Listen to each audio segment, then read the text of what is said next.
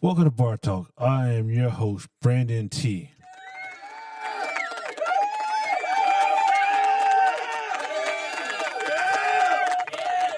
Thank you.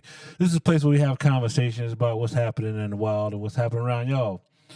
And with that being said, like, subscribe, and comment everywhere you see me. With that being, let's go. Got a topic for y'all today.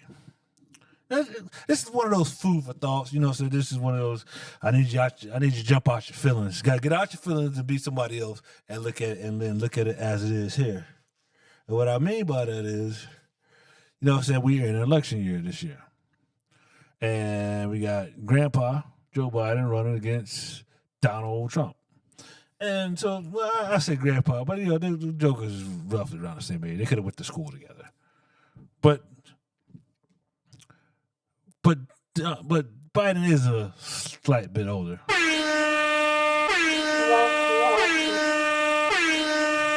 Biden is a slight bit older and so forth.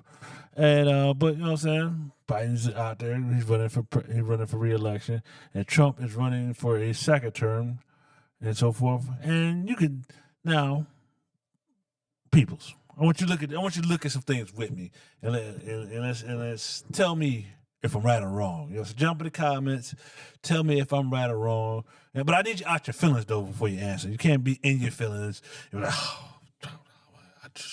it rubs me the wrong way, and so forth. I need you out your feelings when you go through this. Okay, so check it out. So old buddy decides to run for president. He decides to run, I guess, a year ago, maybe 2 years ago. So from the time he's out of office for 2.5 years, the man's just chilling, right? Doing what he's doing, living his life, talking to people and so forth. And nothing happens, right? Nothing goes on, There's a January 6th commission. They talk about a whole bunch of stuff. They leave out the part about how they didn't have the necessary staff on that day. But like when Black Lives Matter march, they had everybody and their mama down there guarding the Capitol. But they didn't do this time, even though they were told might be some unsavories.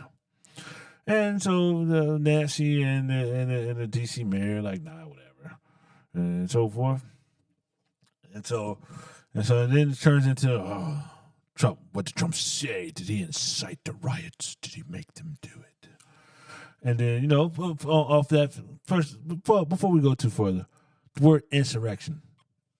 Where have you ever heard that from? I mean, you ever heard it anywhere? I mean, insurrection. I mean, that's one of those ones where you had to look at the back of a history book somewhere.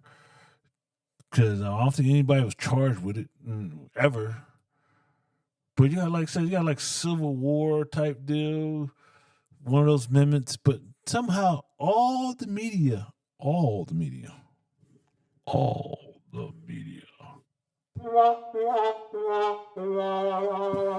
decided that insurrection was a thing, was a name to call it. All at one time. It was nobody had a history book out there flipping through pages and so forth. They all like insurrection. It's like it was planned. Think about it. They were told that there's some unsavories and we need to have the same level of security as you had at Black Lives Matter, but they didn't. Why didn't you do it? You had a budget, you had money, what? But nobody's that. So that question was asked, and it went. It was like, oh, where was the security? So one side was like, where's the security? And the other side, I don't know, where was the security? And then it just went away, and then it all turned into, what did Trump say? What did Trump do? What was Trump's mindset?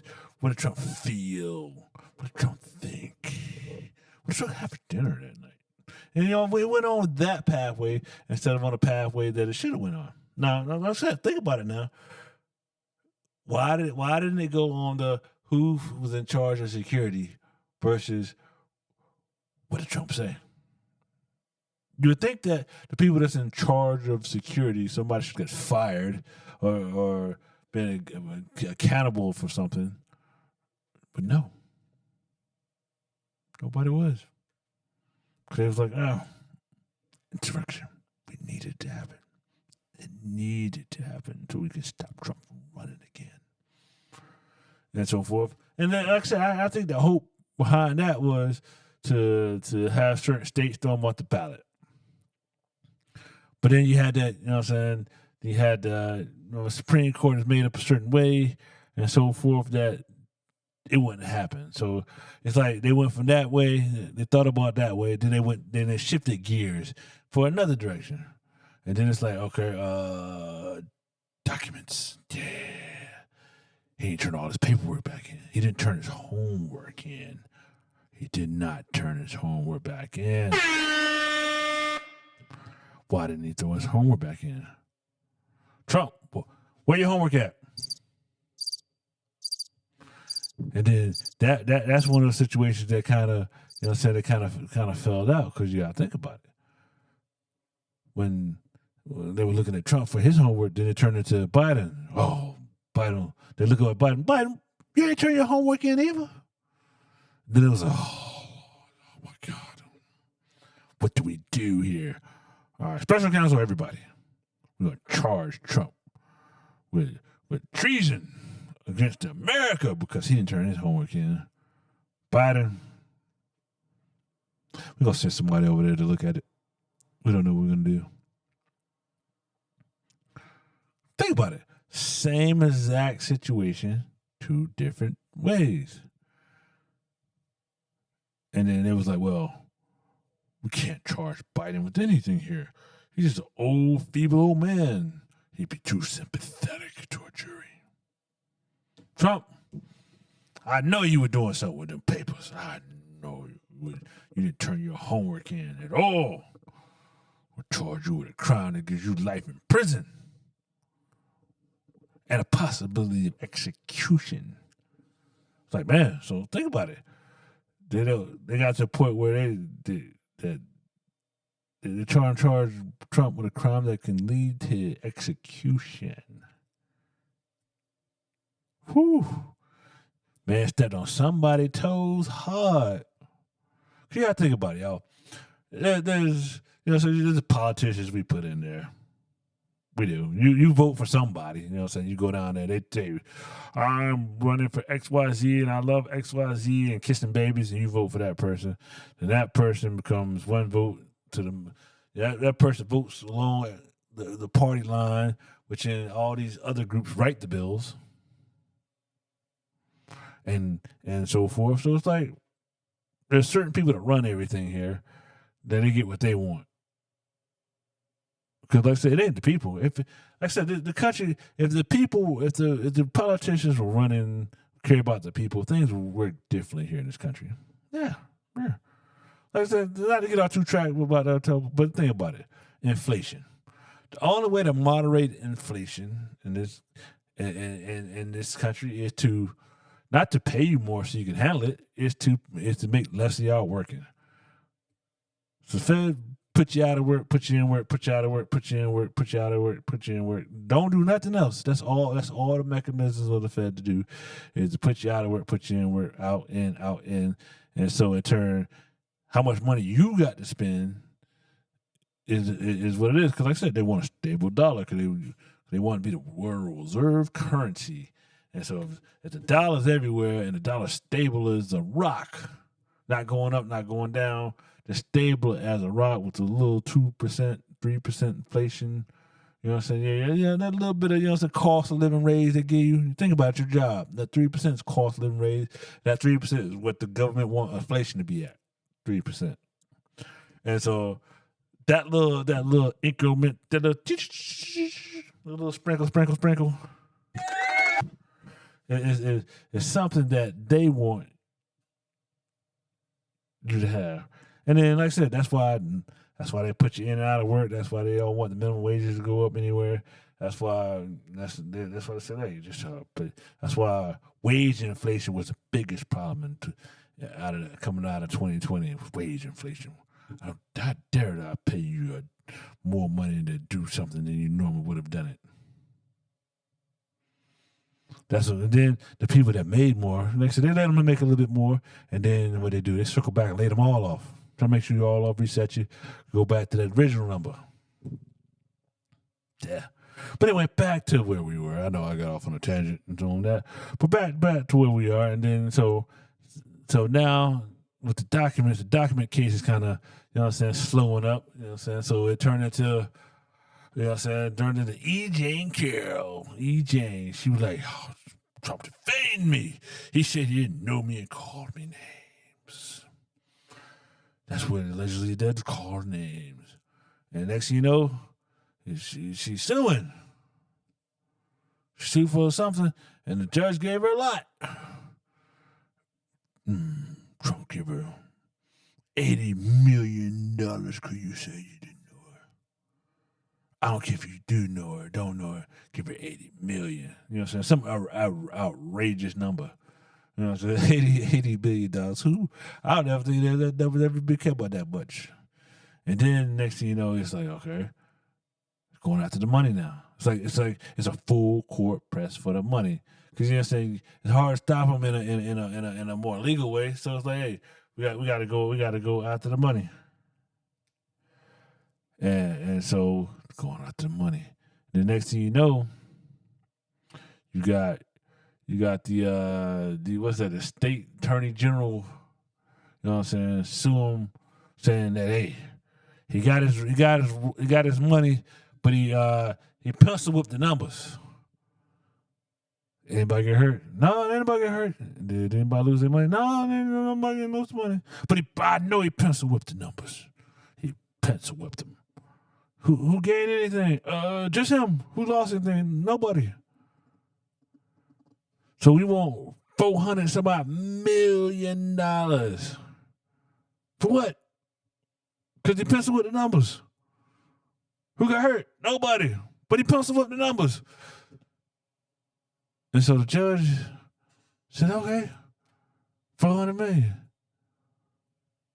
Going after the money. Think about it. This is a crime where nobody in New York City has been charged with in real estate with a crime. So think about it, y'all. Think about it. This phone right here. What they're saying is this iPhone right here says it's worth $1,000. And because I had it, your humble host, Brandon T here, and as popular I am, I sell it for $1,200 because, you know, it's my phone, I'm gonna sign an autograph, whatever. New York City Attorney General would say, how dare you tell that? I'm gonna sue you for $1 million for trying to sell that phone for $12. Because I know that phone ain't worth $12. That phone should be worth cost of goods at $5. Maybe even $300 cost of goods. I'm like, how you come with cost of goods number? Because it should be. Your value of having a phone means nothing. And so think about it, right? So that's pretty much what they do there. In that case, then you got the Bragg guy. Think about it. Think about the Bragg guy. He said, that case, nobody want to touch that case. Talking that Trump campaign finance. This is what he's trying to say. Is that Stormy Daniels, whatever money went to Stormy Daniels, was a campaign finance violation. And he wants criminal charges on that. He's saying that the start with Michael Cohen's fees was actually to pay him back for her. But I do believe the fees came out to be more than what she got. I mean, hey man, they gotta prove that and so forth. So think about it. Then you got the Georgia case. You know what I'm saying? Because of the phone call. Because he said, hey man, figure out them numbers, count all them votes, and so forth. And now the Georgia case kind of falling apart a little bit because, you know what I'm saying, the prosecution is not as clean as the wind-driven snow. You know what I'm saying? You got to think about it. You shoot that high, you know what I'm saying? You got to pretty much make sure you are clean as clean could be. But no. See, now think about it now. If you got all that coming at you, all that once you decide, like I said, they didn't start it right away. They didn't start none of these investigations right away. It's like when he said, yep, I'm running again. And next you know, the machines, fax machines, the satellites were linking together, and next thing you know, got here. So think about it. If they going at the old buddy like that, trying to tie the money up so he can't defend himself, but then so he can't run, what do you think they do to the little man? This is part I want you to get, you know what I'm saying, that to step out, get out your feelings. What do you think the system does to the little guy that ain't got no money? How many people sitting in prison right now took a plea deal because they ain't had no money? Yeah, tell them, oh, I'm gonna give you 1,000,000 years because I never lose. Prosecutor's like, my record is 98%. Yeah, are you counting all those plea deals you gave her? Tell them, oh, you can take 1 year or you can take 100 years. Plea out for that 1 year and so forth. So like I said, it's like the system. Like I said, here the system is showing its full self completely in this Trump case. Now the thing about it is like, oh, what y'all gonna do with what you see? Now you think it's a one off, or you think that the tools they're using has been used everywhere? That's the question of the day. Do you think what they're doing to Trump for trying to get the money, trying to prosecute him everywhere, trying to, you know what I'm saying, run him thin, is that a one off with him?